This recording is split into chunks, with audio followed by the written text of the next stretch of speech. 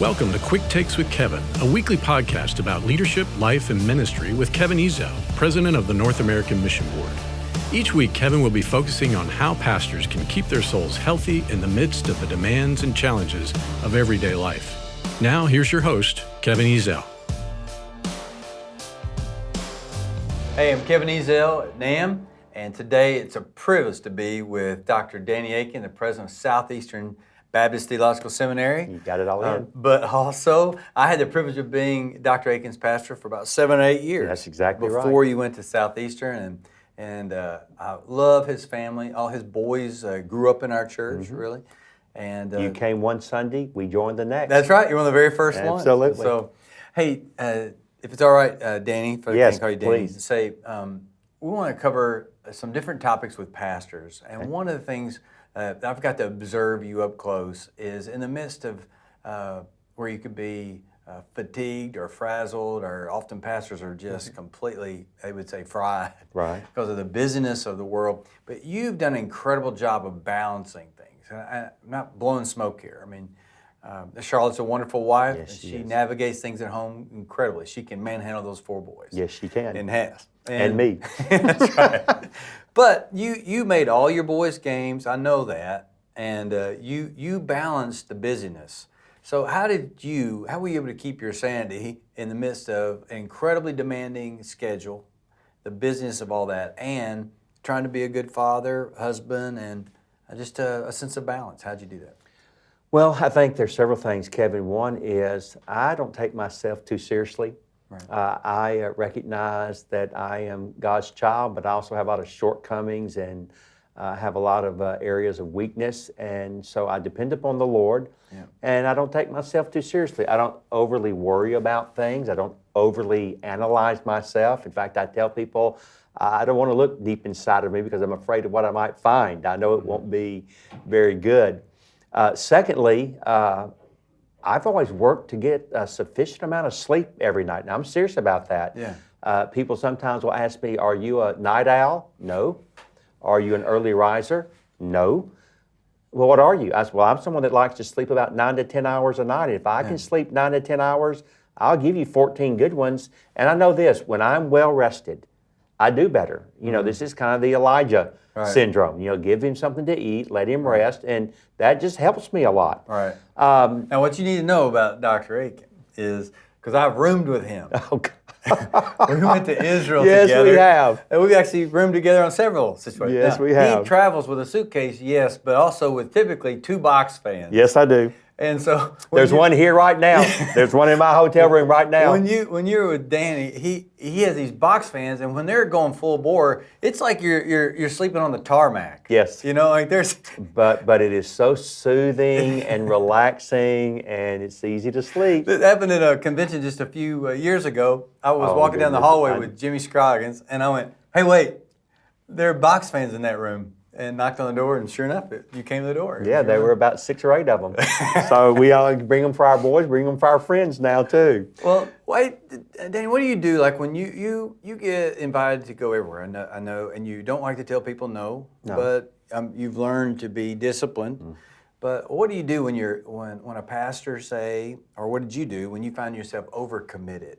Well, you mentioned about going to my kids' games earlier, and one of the things I did when the boys were younger is I would work really, really hard to get their sports schedules. They all played football, basketball, soccer, and so I would get their schedules as early as I could, and I would put those games into my calendar, and it didn't matter, Kevin, what came, I would turn it down. I mean, if I was invited to speak at one of the largest churches or go to one of the largest conferences, I would say no, because I knew that I had a short window of time to go to those sporting events. I can still remember when we were living in Louisville in 2003, in February, Timothy, our youngest, played in a playoff basketball game over at Eastern High School, who happened to have a point guard that year named Rajon Rondo.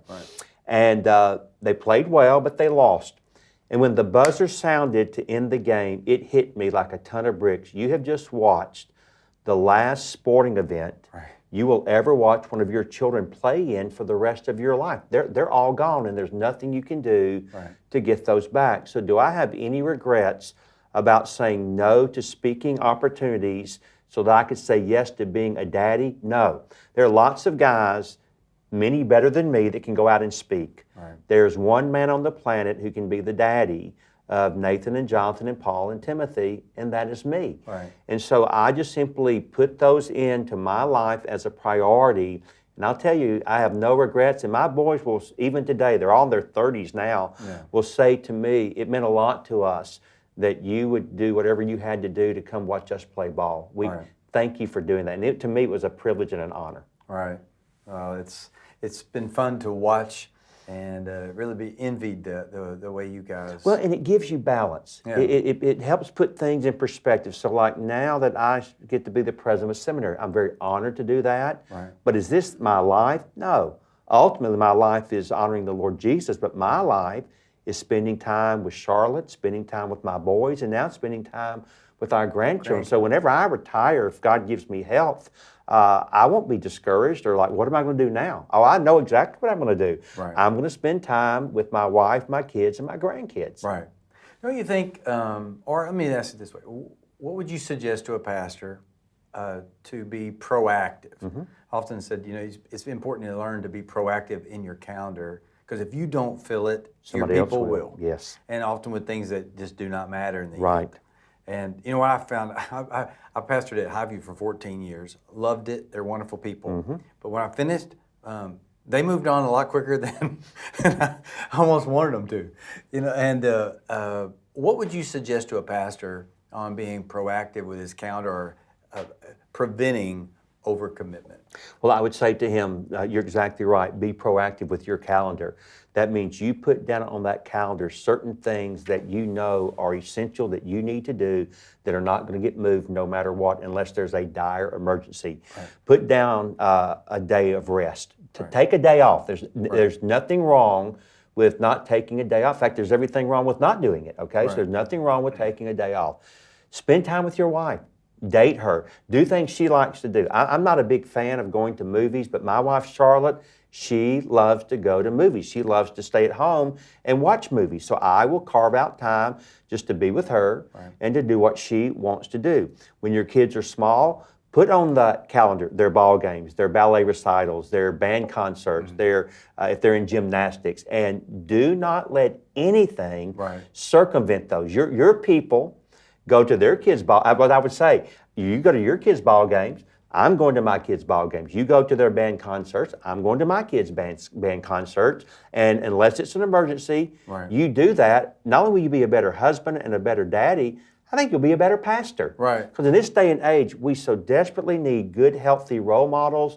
At the seminary, I take a survey, Kevin, every year of every incoming class. It's anecdotal, but you get all these prospective students out there. And I'll ask them this question: how many of you, either you or your mate, if you're married, came out of a broken home? Kevin, it's never less than 30%, and sometimes it approaches close to 50%. And I would fall into that category. Charlotte, my wife, was born in the home of alcoholic parents. They divorced. She grew up in a children's home. So you got a lot of people that have never seen up close and personal a healthy marriage and a healthy family. And I can't think of any place where they ought to be able to start above that of their pastor. Exactly. No, exactly right. I just encourage pastors when, if you're going to try to take 2 weeks of vacation in the summer, you need to block off at least 4. Yes. You're not going to take 4, but something's going to happen. Exactly. And, Sister Vestal is going to pass away. She died. You got to go back. Bless her heart, she was a librarian for 20 years, and what are you to do? And so you always need to be, over block. Absolutely. And also, I never made apologies about saying, look, I've got a commitment that day. I'd love to do it, but I got a commitment that day. And it was to my wife. I tell my students, I've never met a pastor in my life that got fired for spending too much time with his wife and too much time with his kids. Exactly. I've never met that pastor, but I've met many that lost ministry because they didn't. Right. No, exactly. Well, man, Danny, I'm so thankful for your leadership in the Southern Baptist Convention. I'm so thankful for it at Southeastern, but most of all, I'm thankful for our friendship. Well, I'm thankful for that too. I can't tell you how grateful I am for you. I love telling the story when we were in Israel. Charlotte couldn't go to Israel, and I'd just gotten to Highview, so we didn't know each other that well. I'd been your pastor for a year. So he took a group of students to Israel. I went with him, roomed. We We were at the Sea of Galilee Yes. on a balcony overlooking the Sea of Yes. Galilee. The sun come down. No, it's wonderful. Yeah, Danny put his arm around me and said, "This is one of the most romantic moments of my entire life, and I'm stuck here with you." And so the funniest though is when you got on the bus the next day. I was like, "Hey, I got a shirt just like that," and you said, "It is your shirt." I ran out of clothes. I ran out of clothes. Hey, love you. Thanks, Kevin. Thank you, buddy. Thanks for joining us for Quick Takes with Kevin. Each week, Kevin will visit with pastors and leaders as they talk about the challenges they face and the lessons they've learned in balancing faith, family, and ministry. Thank you for being with us.